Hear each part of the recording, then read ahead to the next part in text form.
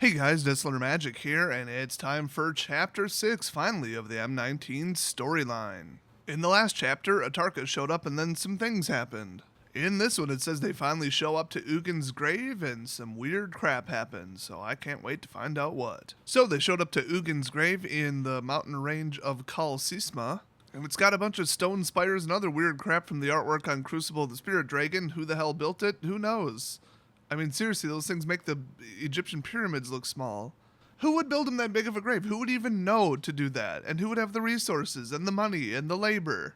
Well, apparently the twins are wondering the same thing because they're like, are these rocks bigger than when we were here 6 years ago? Or at least one of them was there. I don't remember. And they're covered in these weird runes, so something weird's going on. Well, Grandma's here to explain. She says they're called Hedrons, so apparently those are not just on Zendikar. They protect the spirit dragon's bones. Yeah, because those are apparently really super important. I don't know.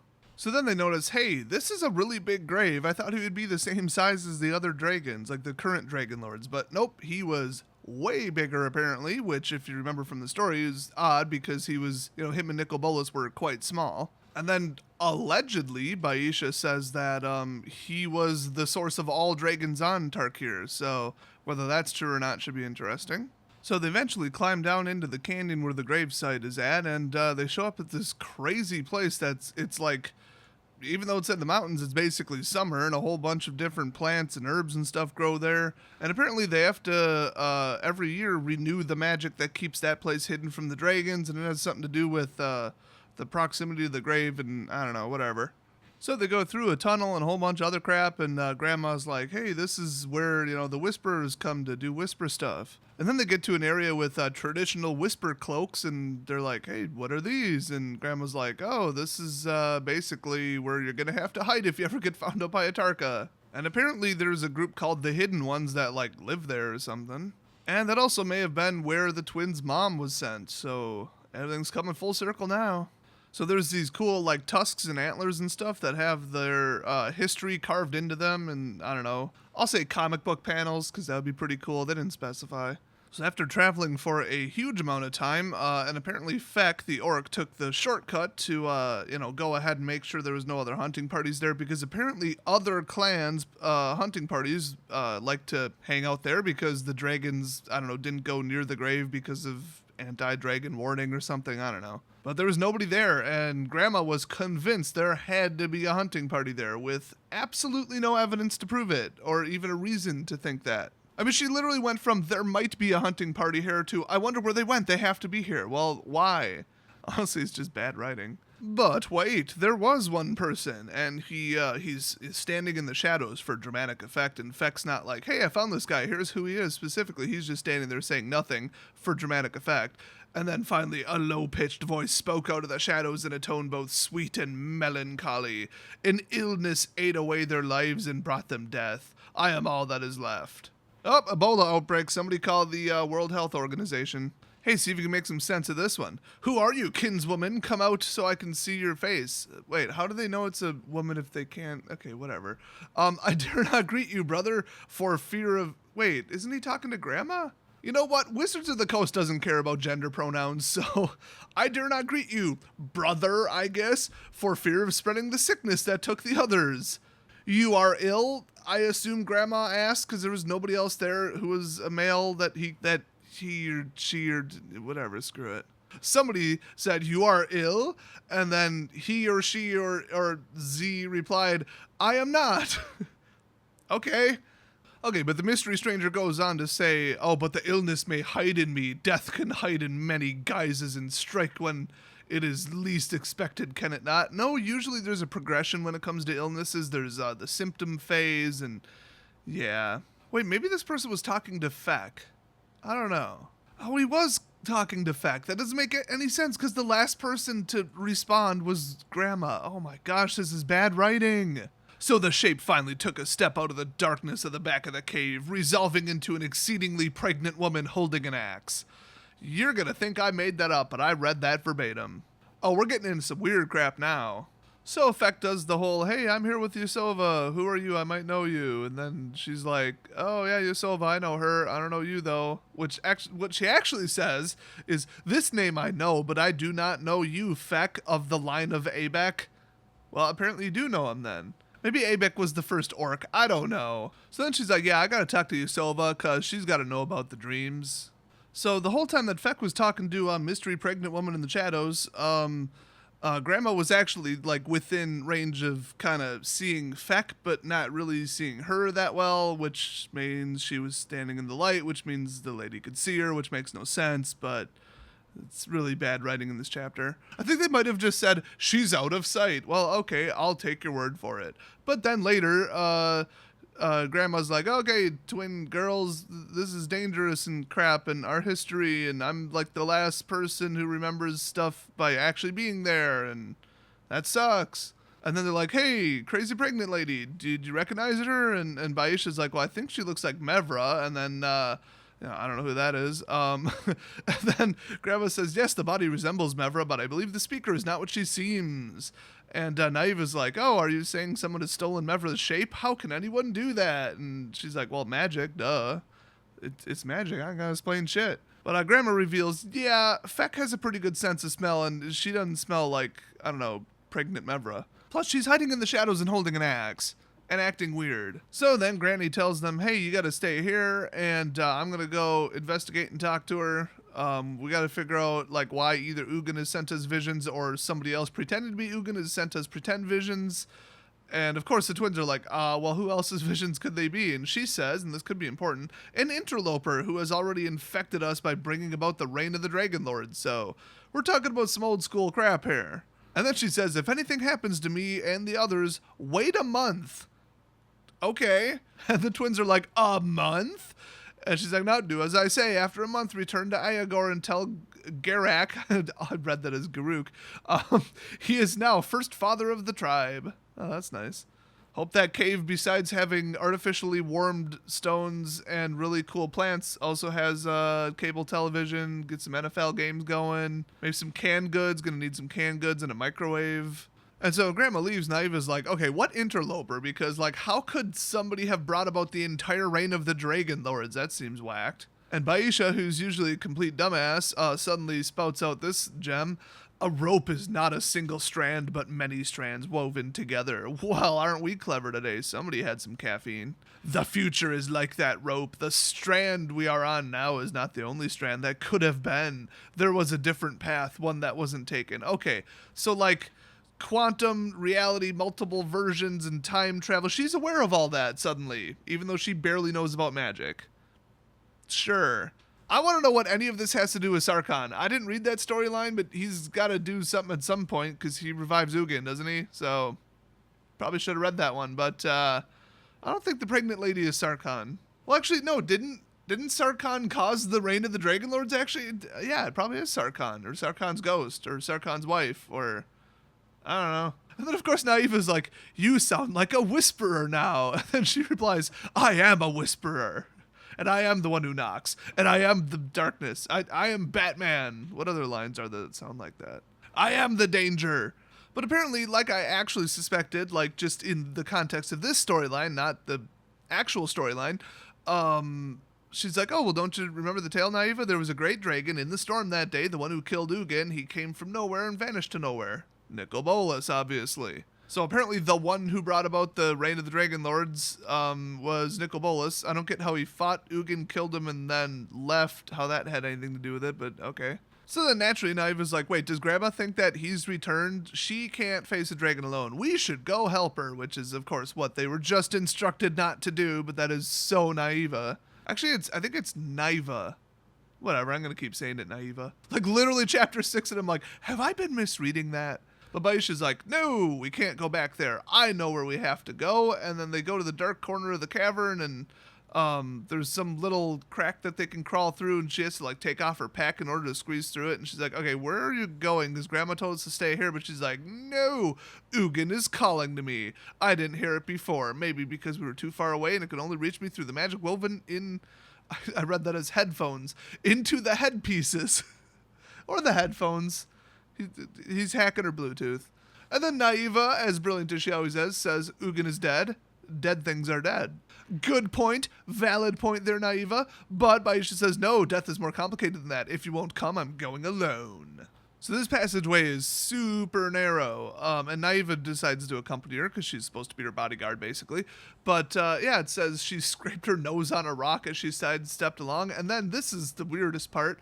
After 111 sidesteps, why the hell was anyone counting? I would love to know that. Anyway, then the crack widened enough that she could cram up beside her twin. But Baisha was breathing hard and coughing a little, it says. Maybe it's from counting all them steps. I mean, what the hell is she doing? Like one of those fitness things? She got the fitness tracker. She's got to get in her steps for the day. So they get to an area with a fire pit that hasn't been used in like a billion years, and then it's just a dead end with a wall of hedrons. So congratulations, you got up to the hedron wall. Good job. And then it says, out of nowhere, the thought crept stealthily into Naiva's mind. She had always had to follow the path grandmother set out for Baisha instead of commanding the glory due to her for her hunting prowess. She deserved more. And then all of a sudden, Baisha's like, Naiva, what's your deal? You had a weird look in your eyes for a second there. Kind of reminds me of some Nicol Bolas magic, if you ask me. But then Baisha just goes up and puts her hand on one of the lower corners of one of the hedrons, and she just like pulls it and shifted this slate over, and ta-da, an opening big enough to crawl through. So it must be the secret entrance into the Tomb of Ugins. That's pretty wild. And then for no reason other than to be an obnoxious annoyance as usual, and because story, Naiva says, don't go in there. Oh yeah, because they're just going to turn around and just go right through the crack, another 110 steps. Sure. And then Naiva keeps thinking just out of nowhere, oh, Grandma loves her more than she loves me, and you can just leave her right now. Nobody will miss her. I don't have to guard her, and then Grandma will love me more. Seriously, that sounds like Nicol Bolas' mind magic. And she keeps thinking, hey, I could be the greatest hunter ever, and everybody will love me, and, you know, it'll be easy once I don't have to follow around Baisha and bodyguard her. But then she's like, nah, and then she ducks inside the hedron following her. So Baisha's unconscious for some reason in the middle of the tunnel. That's probably not great. And there's like flashes of colors and the air feels weird, typical Ugengrave stuff. And Naiva starts to get dizzy too, but then she touches her sister's hand and boom, she gets sent into the vision that she's already having. And then we get to a part so ridiculously douchey and full of itself, like, oh, how great am I in my writing skills. Look at me over-describe everything. I'm so artsy. It's just so bad I gotta read it. The landscape is a silvery sheet of water as flat and reflective as a mirror extending to the horizon on all sides. Here and there, rocky islands like spiders rise from the endless sea, each creating a perfect resting place on which to meditate. No wind stirs the air, yet glimmering translucent globes float like bubbles caught in a breeze that touches nothing else. One of these globes drifts close and closer yet to the dreaming shadow of the girl asleep atop the waters. When its frail surface touches the edge of her misty form, it pops. The thin sphere of liquid spills memory into the shadow of her mind. I mean, or you could just tell us what's actually happening. Oh, she's communicating with Ugin and he's going to tell her stuff. Cool. I like my version better, but maybe it's because a guy. I like very direct, logical things. A dragon hovers over the still waters. Oh yes, it keeps going. Staring into its reflection, a mirror which looks back on itself. The reflection is so complete in every detail that it might be the original dragon looking into a mirroring sea, and the dragon floating aloft might be its reflection. Complete in every detail. You literally just said that. Like, complete in every detail was the lead up to that sentence, and it's also the end of the sentence. Oh my gosh. Hey guys, I used to be an editor. Anyway, what is this place, the dragon says, and hearing his own voice, lashes his tail in surprise, but the lashing tail stirs no wind. The waters do not ripple, only the reflection moves as the dragon answers itself. This must be one of the planes of which Teju Ki speaks. I have walked between worlds. Okay, that's not likely, but we'll leave that on the table. The realization sparks a billow of shimmering, lightless flame that seems to enfold the dragon, and just like that, it vanishes. Boy, I feel like I really should have read the Sarkhan storyline. I do not know if he's already saved Ugin, if this cocoon of stone is his magic, or if it's not, or if he's revived yet or not. I don't even know where in the storyline, or the timeline this story takes place. And so did Baisha just remind him that he's stuck in, the meditation plane, I believe, which is where Vraska met Nicol Bolas, Maybe, but then how would Ugin know to go there? And is it even a real plane or an artificial plane? They weren't even sure, but it did have water and he went there to meditate. Kind of matches the description. But how could he be dead and also planeswalk to another plane? Why would they even build a grave? And how would Sarkhan know to planeswalk him to another grave, which isn't what happened from what I understand about the story? You know, none of this makes sense. Maybe it's a memory of Ugin. Maybe this is in the past and they're not directly talking to Ugin. Maybe the globes are supposed to be memories and knowledge. See, this is why if the reader can't tell what the hell is going on in the story, maybe you should write it better. All this, ooh, mysterious. No, it's called bad writing and overly flowery adjectives. Just tell me what the hell is going on. Well, you know what's going on right now? Some stupid artsy crap. So let's keep reading. Maybe we'll get some semblance of logic out of this. I wouldn't hold your breath, though. The water waits motionless, calm and yet expectant, almost aware. Yeah, that makes sense. Aware water. Okay, sure, let's go with that. Another globe spins up to the shadow of the sleeping girl and pops. This has to be a memory then, but I don't get it. This is pissing me off. Dream sequences always piss me off. So the dragon falls in confusion, opening its wings at the last moment to set atop a jagged peak, but this is not its smooth-sloped birth mountain presiding over a magnificent, rich landscape. Yeah, because that's back on, I don't know, Dominaria or something? I don't know. This is a wild, stormy, rugged world, only half-born, called Tarkir. Ferocious winds greet the dragon in savage gusts. Wait, so this is the story of Ugin accidentally planeswalking for the first time to this plane, the Tarkir plane, I think. And that water crap is supposed to be the what do they call that? The Blind Eternities, which that's not at all how it was described in the past. But then how and why is Baisha there? And why would she be in the water if it's just a memory? And the globes are the memories, and just it's falling apart in a hurry, you guys. Oh yeah, it says this is a wild, stormy, rugged world, only half-born, called Tarkir. Hey, how about that? Must have had a sign on the way in, planeswalking. Welcome to Tarkir. Otherwise, how the hell would he know the name? So ferocious winds greet the dragon in savage gusts. The mountains sing, spilling arayas of fiery lava. Okay. And the rivers gush in a rushing chatter of delight. The hearts of whatever. Something about home, and I don't know, who cares. The wilderness can be tended not to create the garden of his desires, but to become itself, to fulfill the promise of its nascent soul. What does any of that bullshit mean? Can somebody explain it? Just kidding, I don't care, I've already lost interest. Welcome to the Desolator Literature Review. So he burrows into the soil and digs out the creatures of the earth. He swims in the churning rivers and restless seas and ivory mires, and each foamy ripple boils a myriad of creatures into the waters. So he goes to this plane and immediately creates all wildlife. Okay, that's hard to believe. The beat of his wings cracks thunder and lightning through the sky, and his tempest births dragons, which I didn't think Ugin could do, but okay. Even fire begets living things, splendid in their heart and heat and beauty, whatever. None of this is how anything works with dragons, but they're just making it up at this point.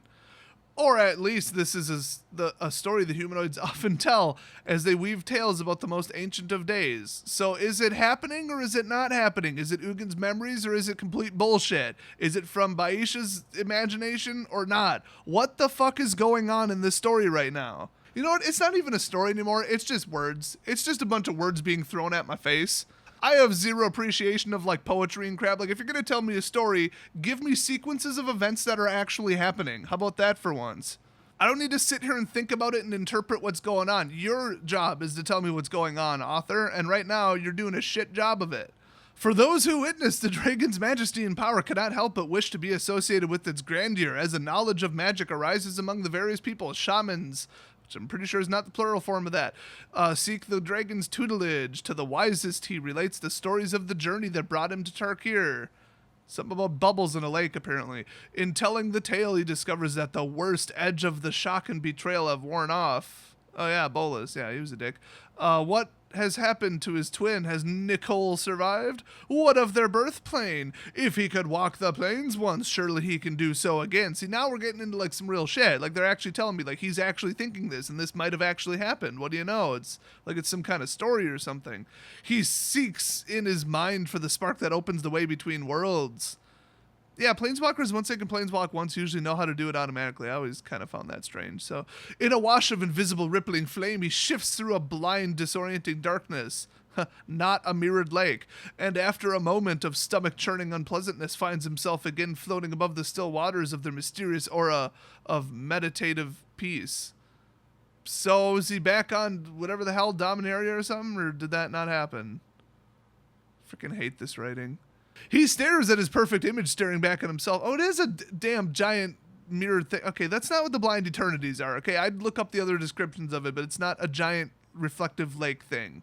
It's not, especially with islands. It's super not what it is. Gee, maybe he'll bump into Emrakul. Anyway, a single drop of water falls from the lambent sky or perhaps from his own eye.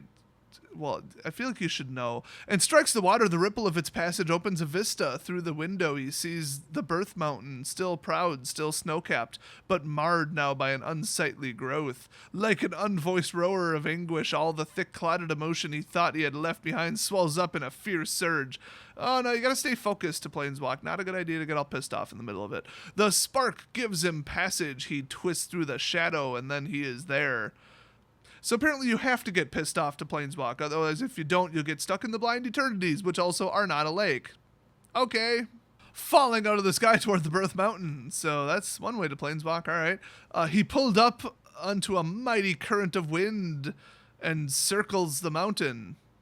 That seems like an odd way to phrase that. Cycling lower and lower until he sees that someone has built a temple atop the mountain. Oh, that's right. Didn't he like ruled for a while or maybe Bolas did. I don't remember what the hell happened.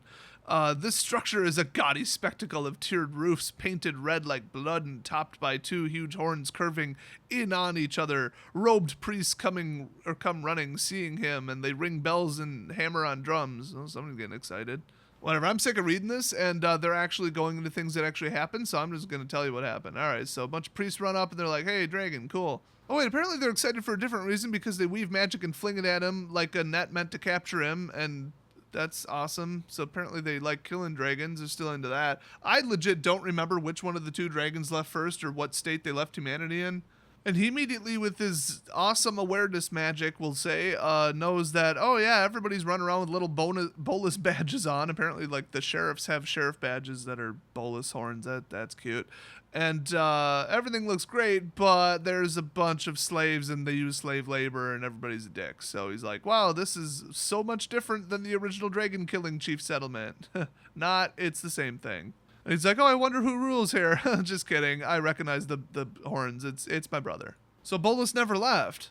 Why did Ugin leave, and how did he leave? I super don't remember, and that was literally like last chapter. So he's just like, yeah, this is some crap, and he planeswalks away again. So apparently that was all he needed for his curiosity. He took one look, he's like, yeah, this place is a crap hole, and then he leaves. So then it says he planeswalks directly into the Blind Eternities and then stays there for a couple years, which is also, by the way, not possible. In case you were wondering, I'm very adept on the physics of the Blind Eternities and planeswalking. And he convinces himself, you know what, that place is a crap hole. Why dwell on the past? There's a whole universe of places to explore now that for some reason I can walk between planes. Let's go somewhere else. So that's the end of that particular section of memories, and I guess these are memories which... Okay, how is Baisha on the reflective lake? And what are the bubbles? If that's... Is she now a planeswalker? You know what? I don't care. None of this makes a damn ounce of sense. So I'll let the flashbacks continue because we're actually only 50% through this chapter. They really do vary in length. So check out part B, I guess, coming soon. Not terrifically soon, though, because I'm going to be in Madison all day today. I'm actually leaving really shortly, which is the other reason I have to get this edited and uploaded. So I will see you guys next chapter. Or no, not the second half of this chapter. I just told you something different. Whatever, just watch the next one.